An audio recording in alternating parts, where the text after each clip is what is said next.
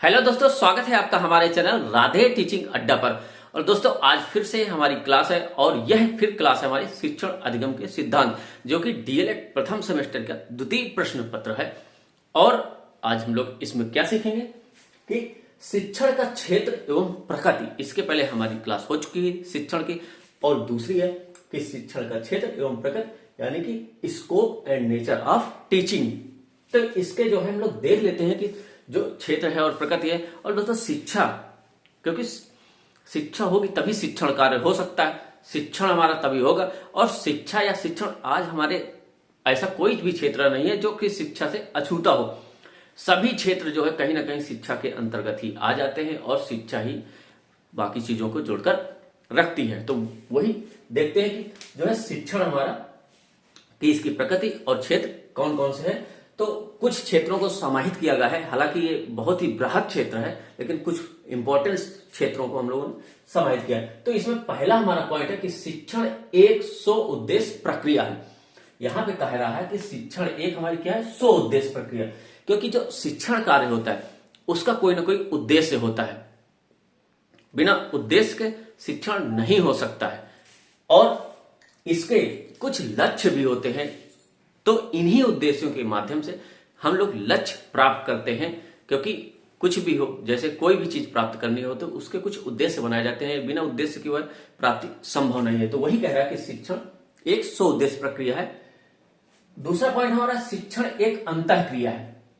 शिक्षण एक अंतः क्रिया है। शिक्षण चूंकि शिक्षक और छात्र के मध्य संपन्न होने वाली क्रिया है, तो यह उनके मध्य हो रही है, दो लोगों के मध्य हो रही है। अतः यह क्या है कि अंतः क्रिया, दो लोगों के मध्य या उनके दो लोगों के बीच या दो लोगों से अधिक, मतलब उनके मध्य होने वाली क्रिया। ठीक, तो जब उनके मध्य हो रही क्रिया वही क्या है, अंतः क्रिया है या अंतः प्रक्रिया है। उसके बाद तीसरा पॉइंट है कि इसकी प्रकृति कला एवं विज्ञान दोनों की है। यह पॉइंट हमारा बहुत ही इंपॉर्टेंट है, क्योंकि कह देता है कि शिक्षण की प्रकृति क्या है, कला या विज्ञान, या कला एवं विज्ञान दोनों। तो इसकी जो प्रकृति है कला एवं विज्ञान दोनों की है। कैसे? देखिए, जो शिक्षण है वह क्या है कि समय के अनुसार है, या शिक्षा है हमारी समय के अनुसार, देश के अनुसार, काल के अनुसार क्या है, बदलती रहती है। और बदलती रहती तो यह कला है, क्योंकि कला क्या है अपने इसका जो है बदलती रहती है। वही कला है हमारा जो चेंजमेंट होता है। ठीक, तो क्या है, यह समय के हिसाब से, काल के हिसाब से, देश की व्यवस्था के हिसाब से ये चीजें बदलती रहती हैं। दूसरा, ये तो हो गया कला। अब क्या है, विज्ञान। चूंकि जो शिक्षा है, जो शिक्षा है, इसके जो हमारे सिद्धांत हैं, नियम है, कानून है, वह क्या है, एकदम फिक्स है, सर्वमान्य है। तो जो इसके सिद्धांत है वह क्या हो जाते हैं, वैज्ञानिक सिद्धांत में आ जाते हैं। इसलिए कहा जाता है कि जो शिक्षण है या जो शिक्षा है वह हमारी कला भी है और विज्ञान भी है। ठीक, तो ये उम्मीद करते हैं कि ये पॉइंट अच्छे से आपको समझ में आ गया होगा। उसके बाद अगले पॉइंट की ओर चलते हैं। तो कह रहा है कि शिक्षण एक विकासात्मक प्रक्रिया है। शिक्षण एक विकासात्मक प्रक्रिया। विकासात्मक मतलब जो भी शिक्षण होता है या शिक्षा का मुख्य उद्देश्य क्या होता है, हमारा विकास करना, व्यक्ति का विकास करना, किसी का भी हो, क्या है, उसको उसके जो है विकास करना, उसके व्यवहार में परिमार्जन करना, परिवर्तन करना। तो यह क्या है, हमारा विकास। और शिक्षा का या शिक्षण का उद्देश्य भी एक क्या है कि व्यक्ति का या समाज का या मनुष्य का या बच्चे का क्या करना, विकास करना। तो वही कहा गया है कि यह एक विकासात्मक प्रक्रिया है। उसके बाद अगला पॉइंट हमारा क्या है, शिक्षण एक सामाजिक तथा व्यवसायिक प्रक्रिया है। यह भी पॉइंट हमारा बहुत इंपॉर्टेंट है।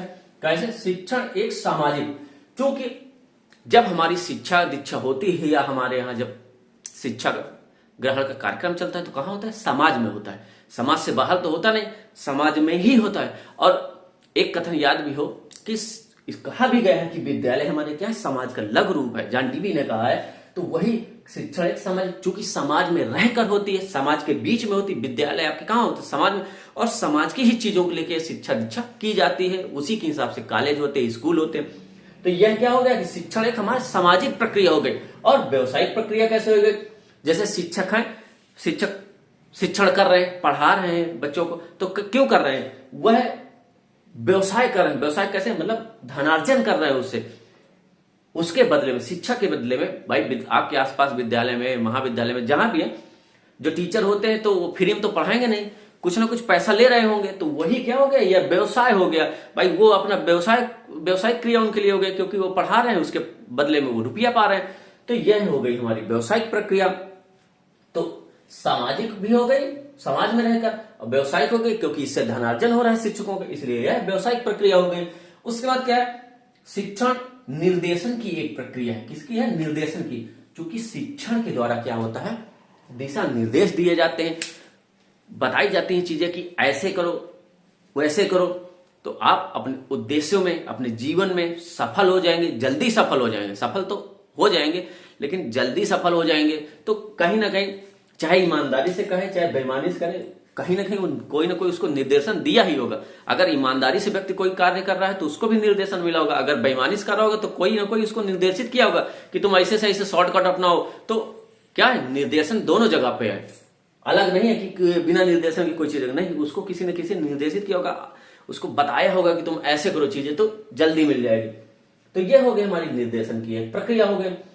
उसके बाद कह रहा कि शिक्षण एक त्रिध्रुवी प्रक्रिया है। शिक्षण एक हमारा क्या है, त्रिध्रुवी प्रक्रिया है। इसमें त्रिध्रुवी, और ये कहा भी किसने है, जॉन डीवी महोदय ने कहा है कि शिक्षण हमारी एक त्रिध्रुवी प्रक्रिया है। इसमें एक कथन और है, वो भी प्रश्न बनता है कि शिक्षण एक द्विध्रुवी प्रक्रिया है, यह किसने कहा है, तो ये रास महोदय ने कहा है। एडम्स और रास का नाम आता है, दोनों ने कहा था। तो ये आपके बहुविकल्पी में क्वेश्चन भी बन जाता है। तो और ये टेट सीटेट में भी क्वेश्चन आया हुआ है। तो शिक्षण एक त्रिध्रुवी, जॉन डीवी ने कहा तीन ध्रुवी। कैसे, इसके तीन ध्रुव बताए हैं। थोड़ा सी बिगड़ गया है लेकिन कोई बात नहीं। 1, 2 और 3 यहां पे, और जो रास ने बताया था वो क्या बताया था कि इसके दो ध्रुव बताए थे। कैसे, एक ये हो गया और दूसरा हमारा ये हो गया। तो रॉस महोदय ने इसको बताया था, दो ध्रुवी प्रक्रिया। यहां पे ध्यान दीजिएगा, रॉस ने कहा था, रॉस और एडम्स ने कहा था। ठीक, ये दो ध्रुव बताए कैसे, यहां पे इन्होंने कहा था कि शिक्षक, और यहां पे क्या कहा था, इन्होंने कहा था छात्र। एक ध्रुव हमारा शिक्षक हो गया, दूसरा ध्रुव हमारा क्या हो गया, छात्र हो गया। और जॉन डीवी महोदय ने क्या किया कि इसको कहा कि ये जो हो गया, यहां पे शिक्षक मान लीजिए, यहां पे छात्र मान लीजिए, और यहां पे क्या मान लीजिए, पाठ्यक्रम मान लीजिए। पाठ्यक्रम, या फिर क्या करें, पाठ्यक्रम को हम यहां पे रख दें और शिक्षक और छात्र यहां पे रख दें। कैसे कि शिक्षक और छात्र यदि कोई क्रिया कर रहे हैं, कोई अंतः क्रिया कर रहे हैं, या उनके मध्य कोई क्रिया हो रही है, तो किसी ना किसी चीज को लेकर हो रही है। ऐसे तो नहीं कि फर्जी में बैठे हैं दोनों, एक दूसरे को देख रहे हैं चेहरा, नहीं, ऐसा नहीं। कुछ ना कुछ जो भी उनके बीच चल रहा है, जो भी एक दूसरे को बता रहे हैं, समझा रहे हैं, वही हमारा क्या है, पाठ्यक्रम है। जो कुछ भी बताएंगे, पढ़ाएंगे, लिखाएंगे, सिखाएंगे, वह हमारा कहां जाएगा, पाठ्यक्रम के दरमियान आ जाएगा, यानी कि वह हमारा पाठ्यक्रम ही माना जाएगा। तो यह होगी आपकी त्रिध्रुवी प्रक्रिया। उसके बाद अगला पॉइंट है कि शिक्षा में भाषा संप्रेषण का कार्य करती है। शिक्षण में जो हमारी भाषा है, संप्रेषण का कार्य करती है। कैसे, जैसे यदि आप हम अभी आपको बता रहे हैं जो करें, तो हम कहीं ना कहीं भाषा का ही तो प्रयोग कर रहे हैं, हिंदी भाषा का प्रयोग कर रहे हैं आपके मध्य। तो जो हम भाषा का प्रयोग कर रहे हैं शिक्षण के दौरान, यह आपके और हमारे बीच किसका कार्य कर रही है, संप्रेषण का कार्य कर रही है। क्योंकि संप्रेषण का मतलब होता है विचारों का आदान प्रदान। दो व्यक्तियों के मध्य या दो से अधिक व्यक्तियों के मध्य विचारों का आदान प्रदान है। जैसे अभी हम अपने विचार प्रदान कर रहे हैं आदान प्रदान, ठीक। और उसके बाद जैसे आपसे कहते हैं ना कि आपका कोई सुझाव हो या कोई हो तो कमेंट बॉक्स में जरूर बताएं। तो जब आप उधर से देंगे तो यही हम आप लोगों के बीच, हमारे बीच आदान प्रदान होता है। ऐसे ही कक्षाओं में चलता है कि जब कोई चीज बताई जाती है तो पता चले हमने बताया, ये चीज बताई, और उसी में छात्र भी कुछ बता देता है, तो दोनों तरफ से आदान प्रदान हो रहा है। तो यही हमारा कम्युनिकेशन है, यानी कि संप्रेषण है। तो भाषा हमारा माध्यम बनती है, चाहे हिंदी बोल रहे हैं हम, चाहे इंग्लिश से कोई बोले तो, या संस्कृत या उर्दू कुछ भी बोला जाए, तो वो उसके मध्य क्या है, संप्रेषण का कार्य करती है भाषा हमारा। अगला पॉइंट है कि शिक्षण समायोजन में सहायक है।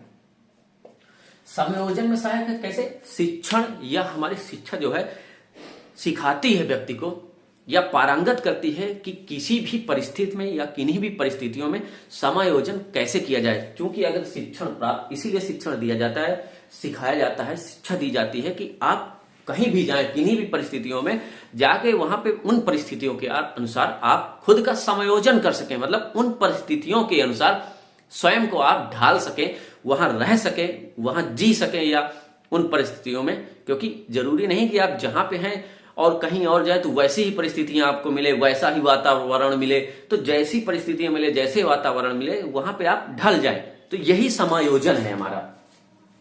उसके बाद क्या है कि शिक्षण क्रियाशील बनाता है। जो शिक्षण की क्रिया होती है वह क्या है, क्रियाशील बनाती है। क्योंकि शिक्षण जब दिया जाता है या शिक्षा दी जाती है तो जो टीचर होता है उसका उद्देश्य होता है कि आपको वो क्रियाशील रखे, कोई ना कोई चीज, नई नई चीजें सिखाता रहे, ताकि आप खाली मत बैठे।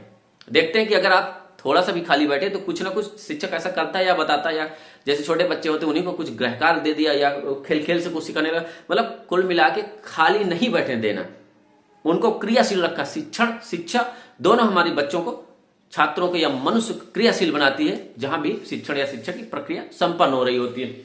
तो यह हो गई शिक्षण की, मतलब शिक्षण क्रियाशील बन, यह पॉइंट हो गया। तो यह हमारे कुछ 10 पॉइंट थे जो कि आपकी परीक्षा की दृष्टि से बहुत ही इंपॉर्टेंट थे। तो आज हम लोग क्या सीखा, शिक्षण का क्षेत्र एवं प्रकट।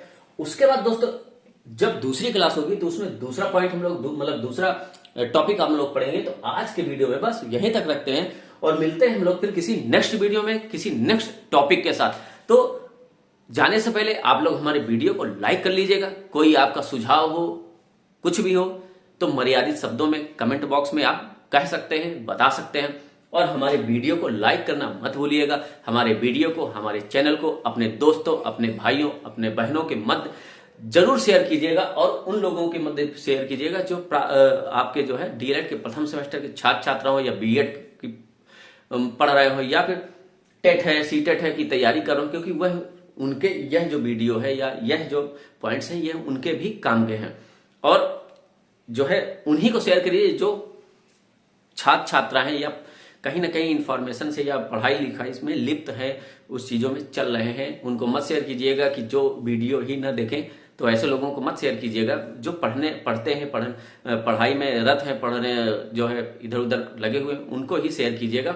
और क्योंकि हमारे चैनल में नई नई चीजें या नई नई वैकेंसी कोई आती है या कोई भी शिक्षा से रिलेटेड कोई घटना होती है तो वह हमारे चैनल के माध्यम से आप लोगों को साझा की जाती है। तो इन सब चीजों के लिए हमारे साथ बने रहिएगा।